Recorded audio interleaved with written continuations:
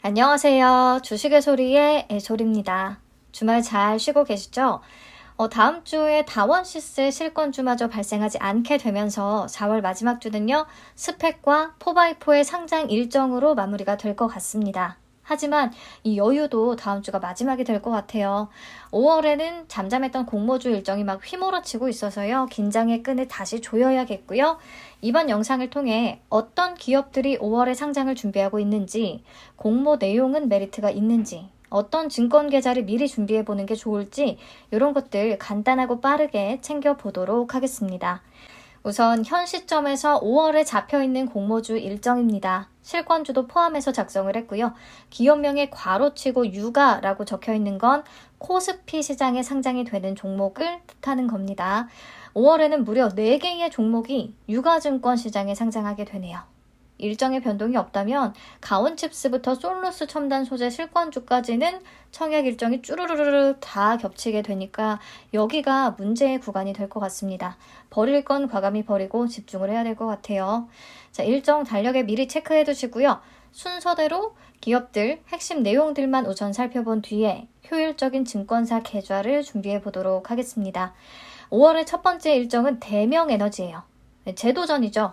3월 수요 예측 대참패로 공모를 철회했는데 바로 대대적인 수정을 거쳐서 5월에 다시 도전을 하게 됐습니다. 왼쪽 표가 첫 번째 공시된 증권신고서의 내용이고요. 오른쪽 표가 정정신고서에서 변화된 부분을 나타낸 표입니다. 대명에너지 공모에서 가장 문제가 됐던 건 높은 구조매출 비중, 그 중에서도 서종현 대표이사가 상당수 지분을 내놨는데 그 목적이 상속세 마련과 상장이익 증여세 마련에 있다라는 부분이 첫 번째 논란거리였고요. 그 다음으로 가치평가 방식으로는 PER과 EV/EBITDA를 같이 썼는데 굳이 EV/EBITDA까지 활용하면서 밸류가 좀 높아졌다라고 보여지는 부분이 있었어요. 비교 기업도 해외 5개사만 포함을 시켜서 평가하기가 조금 어려운 부분이 있었습니다. 정정신고서에서 이런 부분들을 다 손을 봤더라고요. 공모 수량 자체도 450만 주에서 250만 주로 줄어들었고요. 구주 매출에는 남양자 씨만 참여를 합니다. 서종현 대표이사의 어머니죠. 서종현 대표이사는 구주 매출을 포기했어요. 그래서 구주 매출 비중이 20%까지 줄어들었고 가치평가 방식으로는 PER만 적용을 하기로 했습니다. 비교 기업의 동국 SNC와 SK D&D, 국내 기업 2개 포함 해외 2개사를 선정을 했고요. 이로 인해서 계산된 평가시가총액이 6,709억 원에서 5,266억 원으로 한층 낮아진 결과가 나왔어요. 여기다가 할인율도 훨씬 높여서 적용을 했습니다. 41.72%에서 51.44%까지. 결과적으로 공모가 밴드가요. 기존에 제시했던 가격의 60% 수준에서 결정이 됐어요. 40%가량이 낮아진 거죠. 그래도 이 정도면 조금 해볼만 하지 않나 생각이 되기는 하는데 수요 예측 결과까지 한번 챙겨서 봐야겠죠. 그리고 유통 가능 물량이 14.71%대까지 내려갔다는 거, 그리고 유통 가능 금액도 기존에 1,300억 원대가 넘는 수준이었는데 450억 원대까지 떨어졌다는 거 체크해 주시면 되겠습니다. 다음, SK 쉴더스 볼게요.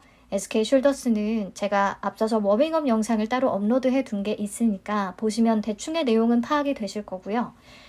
SK 인포셋과 ADT 캡스가 합쳐지면서 만들어진 기업이라서 물리보안과 사이버 보안을 중점으로 하는 보안 회사라고 설명을 드렸습니다. 융합보안과 세이프티앤케어로 사업 영역을 지금 넓혀가는 중이고요. 물리보안에만 초점을 맞추게 되면 현재 회사가 제시한 가치는 고평가됐다라고 생각을 할 수 있지만 사이버 보안이나 융합 보안 그리고 SNC 부문에 높은 성장성의 점수를 좀 준다면 좋은 평가를 받을 수도 있다라고 말씀을 드렸었죠. 근데 여전히 이 SK 숄더스 관련된 논란은 계속되고 있습니다. 시끌시끌해요.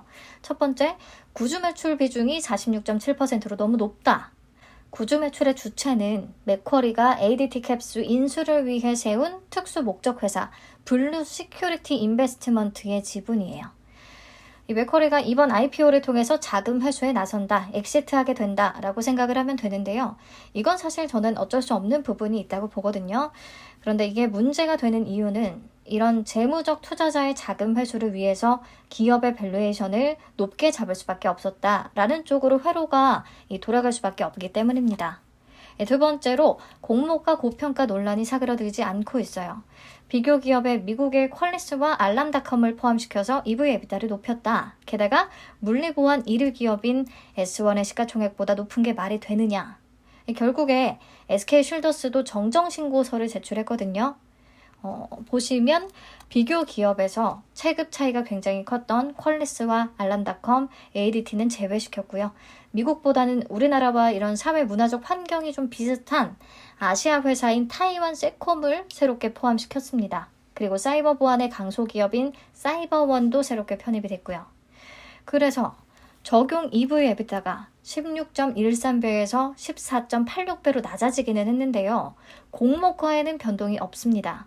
그만큼 할인율을 대신에 더 낮춰서 적용을 했어요. 이 또한 어차피 너희가 FI를 위해 재무적 투자자를 위해서 정해놓은 일정 밸류가 있는 게 아니냐 라는 논란을 다시 또 키우는 꼴이 된 게 아닌가 싶네요. 게다가 또 안랩의 경우에 안철수 테마주로 엮여서 급등한 경향이 강하기 때문에 이래저래 좀 고평가 논란을 해소하기에는 부족했다라고 보여지기는 합니다. SK쉴더스가 공모가 고평가 논란을 불식시키고 수요 예측이나 청약이 흥행에 성공을 하기 위해서는 정보 보안과 융합 보안에 대한 사업 역량이나 성장 가능성을 얼마나 인정을 받을 수 있느냐, 그리고 S1과는 확실히 다르다는 그 차별점을 얼마나 어필할 수 있느냐에 달려있다고 생각을 합니다. 다들 지금 막 문제 제기만 하고 이런 부분에 대해 답을 찾으려는 노력이 조금 부족한 것 같아서요. 저도 마찬가지고요. 그래서 관련 자료 좀 더 찾아보고 영상은 따로 업로드할 예정입니다. 우선 대여급이기 때문에요. 그래도 계좌는 미리 준비해 놓을 필요가 있다고 생각하거든요. 보시면 NH투자증권에 배정된 비율이 54%대로 확연히 높아요. 그래서 절반 이상을 NH투자증권이 가져갔고, 이 NH에서 LG엔솔의 청약을 주관하지 않았었기 때문에 그나마 계좌 수가 좀 덜한 편이거든요. 그래서 현재로서는 NH가 가장 유리할 것 같기는 합니다. 지금부터 계좌를 개설한다고 해도 막 LG엔솔 때처럼 미친 듯이 많으실 것 같지는 않고요. 물론 청약일의 경쟁률을 보면서 최종적으로 결정을 해야겠지만 그냥 이 중에서 뭐 딱 하나를 만든다면 NH가 마음 편할 것 같기는 하네요. 우선 여기까지 보고 넘어가서 세 번째, 가온칩스입니다. 가온칩스는 시스템 반도체 디자인 하우스 기업이에요. 디자인 하우스가 뭐냐면요. 팹리스와 파운드리를 연결하는 가교 역할을 한다고 보시면 되는데 추가적으로 설명을 드릴게요. 팹리스는 반도체의 설계만 전문으로 하는 기업을 말합니다. 그래서 생산이나 조립 공정을 따로 보유하고 있지 않아요. 파운드리는 삼성전자나 SK 하이닉스가 여기에 해당이 되죠. 팹을 갖추고 있는 생산 전문 기업이에요. 팹리스에서 설계한 반도체를 위탁해서 생산하는 역할을 하게 됩니다. 그 중간에 디자인 하우스가 있는 거예요. 예전에는 이 디자인 하우스의 필요성이 크게 부각되지 않고 그냥 팹리스와 파운드리 서로 직접적으로 교류가 있었는데 반도체가 점점 미세화되고 집적화되면서 그 중요성이 커지고 있습니다. 팹리스 기업이 설계한 제품을 각 파운드리 생산 공정에 적합하도록 최적화된 디자인을 제공하는 역할을 합니다. 네, 가온칩스는 삼성전자 파운드리의 공식 디자인 솔루션 파트너로 선정이 된 회사예요. 그 밖에 알파홀딩스, 코아시아, AD 테크놀로지도 모두 삼성의 공식 디자인 하우스 파트너사들입니다. 근데 공모가 산정 내역을 보니까요. 알파홀딩스와 코아시아는 작년 기준으로 순이익을 내지 못했기 때문에 대신에 해외 기업들을 포함시켰더라고요. 근데 보면 해외 기업의 경우에 PER이 굉장히 높습니다. 50배에 가까워요. 결국에 이로 인해서 평균 PER이 36.42배까지 높아지게 됐고요. 저는 그래서 무조건 고평가됐다고 생각을 합니다. 넘어가서 공모기업 보시면 구주 매출은 없어요. 공모가 밴드는 11,000원에서 13,000원을 제시했고요. 유통가능 물량은 28.56%, 기존 주주 비율 11.24%로 아주 낮지도 아주 많지도 않은 그런 애매한 상태이기는 합니다. 유통가능 금액도 애매해요. 428억 원대. 그래서 아직은 제가 수박 겉핥기식으로 살펴보기는 했지만 크게 확 끌리는 부분이 가온칩스에는 없지 않나 싶네요. 다음 비플라이 소프트는 제가 진짜 간단히 넘어가도록 하겠습니다. 코넥스 이전 상장 종목인데요. 미디어 빅데이터와 AI 기반으로 플랫폼 서비스를 제공하고 콘텐츠를 구축하거나 유통하는 사업을 하고 있습니다. 임경환 대표이사가 10% 구주 매출에 참여하고요. 공모가 밴드를 잘 봐두세요. 16,500원에서 19,000원입니다. 유통가능 물량은 코넥스 이전 상장답죠. 67.49%나 되고요. 기존 주주의 비율 52.63%로 어마무시합니다. 어쩔 수 없어요. 유통가능 금액은 약 820억 원 정도. 요것도 좀 무겁죠. 근데 보니까 현재 코넥스 시장에서 거래되는 가격이요. 공모가 밴드보다 저렴해요. 그러니까 굳이 공모 청약에 참여할 이유가 없다는 거죠. 그래서 넘어가도록 하겠습니다. 다음, 마스턴 프리미어 리츠 1호예요. 리츠네요. 편입 자산 현황을 보시면 아마존 노르망디 물류센터와 남프랑스 물류센터, 해외 물류센터들을 담고 있고요. 그리고 쿠팡의 인천 항동 물류센터, 그리고 크리스탈파크라는 오피스를 하나 편입하고 있습니다. 국내외 물류센터를 주력으로 하고 있네요. 오피스와 물류센터의 임차인이 모두 우량하고 쿠팡이나 아마존, 장기 계약을 맺은 상태라서 안정성은 보장이 됐다라고 볼 수도 있겠는데요. 근데 임대차 계약 내용은 사실 더 자세히 살펴봐야 합니다. 물가 상승에 임대료가 연동이 되는지 이런 부분들이요. 또 차입금에 대한 금리는 변동금리인지 고정금리인지도 체크해야 되겠고요. 지금 금리 인상 시기이기 때문에. 네, 연평균 배당 수익률은 6%대로 잡고 있고요. 3월 말과 9월 말 기준으로 반기 배당을 실시합니다. 1년에 2번. 지금 물가 상승기와 금리 인상기의 해지 수단으로서 리츠가 최근에 많은 관심을 받고 있는데 청약 일정이 워낙에 다른 많은 종목들하고 겹쳐 있어서요. 단기적으로 시세 차익을 노리는 분들에게는 메리트가 좀 떨어질 수도 있겠습니다. 다음, 테린페이퍼. 골판지 원지부터 판지 그리고 상자까지도 다 다루는 회사고요. 공급망의 수직 계열화도 이루어져 있습니다. 국내 최대 생산 능력을 갖추고 있는 시장 점유율 1위예요. 코로나 이후에 택배 배달 수요가 증가하면서 포장재 수요도 급증했고, 즉 그래서 골판지나 재지 업황이 좋다는 소리고요. 그리고 오늘자 뉴스를 보니까 우체국 택배 상자 가격도 인상이 됐다고 하더라고요. 최근에 막 국제 펄프 가격이 치솟으면서 이 원자재 가격을 제품 가격에 전가하는 움직임이 나타나고 있는데요. 골판지는 사실 펄프가 많이 쓰이지는 않아서 영향이 크지는 않습니다. 근데 어쨌든 택배 상자까지도 다루는 테린페이퍼 입장에서 제품 가격 인상으로 인한 수혜를 좀 기대해 볼 수 있지 않나 싶네요. 업황은 괜찮은 것 같은데 근데 테린페이퍼에 대해 제기되는 부정적인 시각은 요겁니다. 과거에 사모펀드로 최대 주주가 변경된 후에 자진상패를 결정한 적이 있는데요. 그때 이 자진상패가 진행되는 과정에서 공개 매수 가격을 거래되던 주가 대비 한참 낮은 3,600원에 결정을 했고요.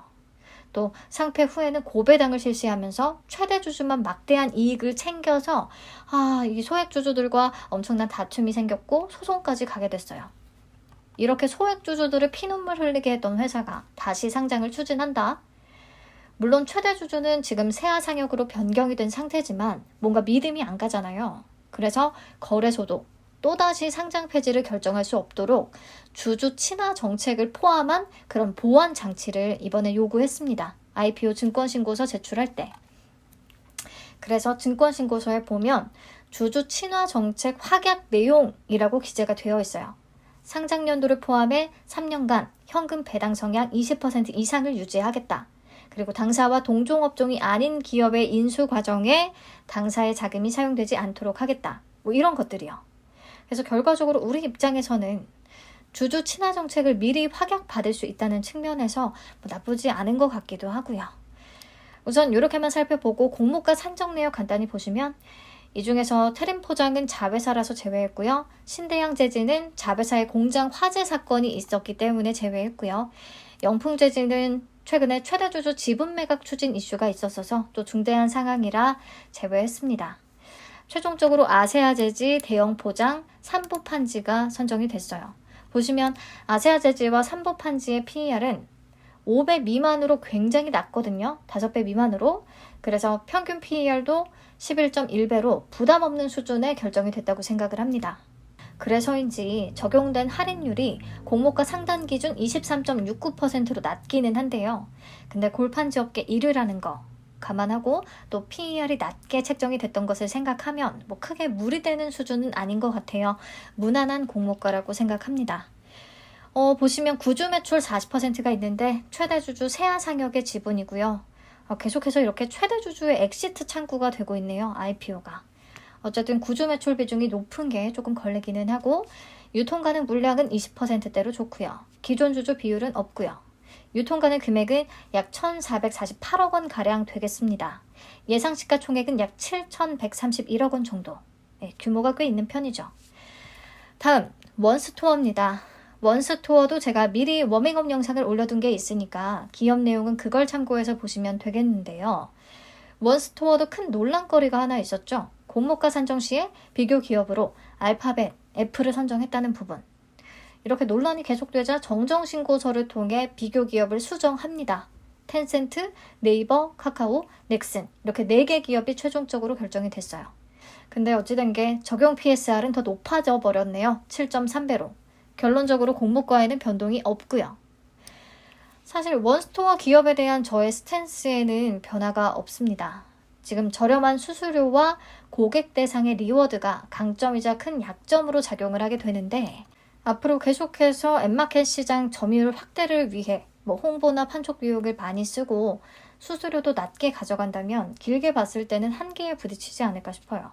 콘텐츠 쪽이나 해외용 앱마켓 진출도 계획하고 있는데 제가 구체적으로 잘 몰라서 그렇겠지만 좀 개인적으로 크게 성장이 기대되는 부분이 좀 덜하다는 느낌을 받습니다. 수익 예측 결과를 참고해서 결정해야 하지 않나 싶고요. 계좌를 그래도 미리 준비한다고 하면 여기도 그나마 NH투자증권 혹은 SK증권 정도를 준비해보면 될 것 같아요. 다음 하나금융 22호 스펙. 공모 규모가 100억 원이라 아주 소형 스펙은 아니고요. 발기인이 헤리티지 파트너즈인데 하나금융 8호, 10호, 13호 모두 헤리티지 파트너즈가 발기인으로서 참여를 했었더라고요. 그리고 전부 다 합병에 성공한 성공 레코드를 보유하고 있고요. 그래서 나쁘지 않을 것 같다는 생각이 듭니다. 최근에 스펙주들 흐름도 괜찮고 확약 비율도 굉장히 높은 경향을 보이고 있어서 우선 관심은 가져볼 만하다 정도 체크하시면 되겠습니다. 마지막으로 실권주 3개 한꺼번에 볼게요. 솔루스 첨단 소재, ST큐브, 코이즈가 유상 증자를 실시하게 되는데 여기서 실권이 발생하면 실권주를 대상으로 일반 공모를 진행하게 되는 겁니다. 4월에 근데 미리 경험해서 아시겠지만요. 구주주의 청약률이 100%를 넘어가고 얼마 없는 단수주를 주관사가 다 인수하게 되면 실권주 청약은 진행되지 않습니다. 보시면 우선 솔루스 첨단 소재는 본주와 우선주 따로따로 청약이 진행되니까 확인을 하시고요.